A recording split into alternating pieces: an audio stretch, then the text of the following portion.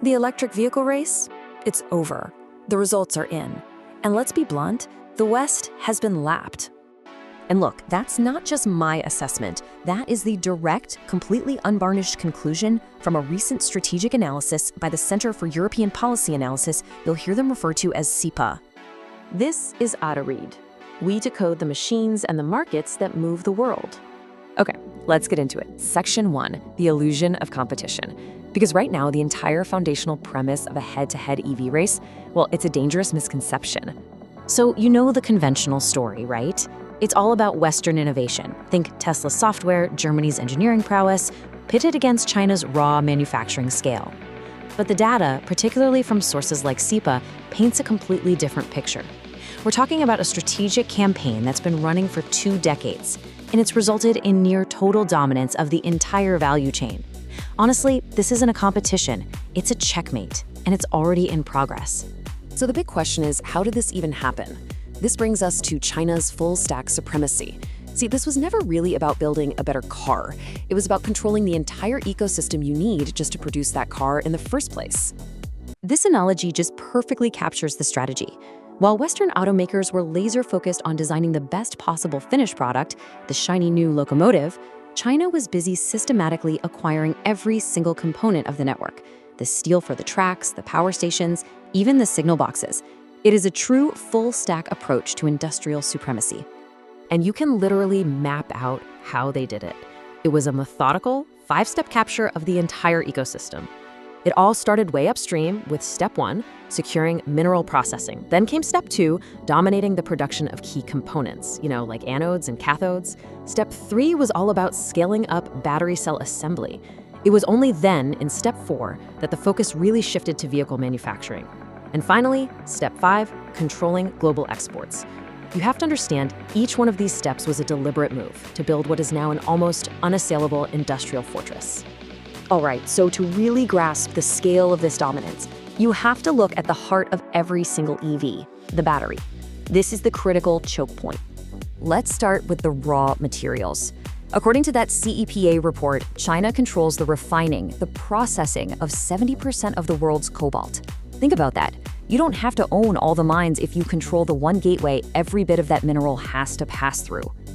And it absolutely does not stop there. CEPA's data also shows China produces 85% of all battery anodes. That's another absolutely critical component. When you have that level of control over individual parts, you create a dependency that is just incredibly difficult for anyone else to break. So what does all that upstream control lead to? Well, this is the result. Data corroborated by the Perdomo Yuskin Toro Center confirms it. China manufactures a staggering 77% of the world's lithium-ion batteries. That means the entire rest of the world is left fighting for scraps, just 23%. And if you look at the specific companies involved, the picture gets even more stark.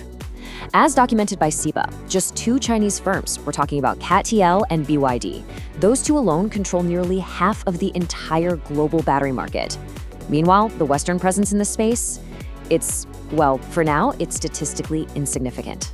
Okay, so what has the Western response been to this pretty overwhelming strategic reality?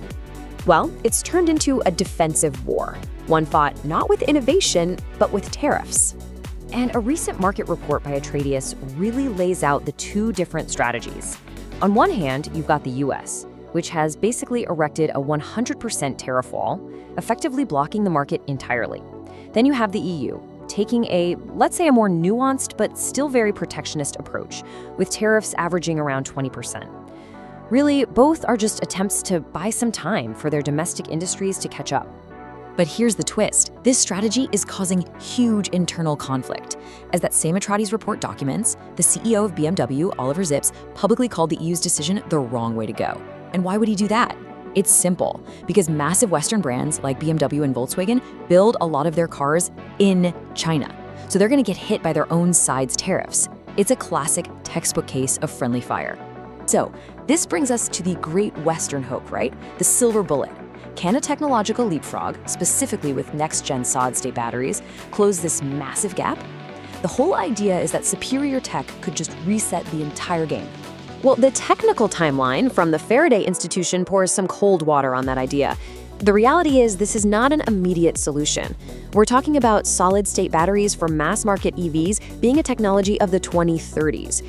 What they call Wave 2 diffusion is still years and years away from having any real impact on the market today. And this is the reality of today.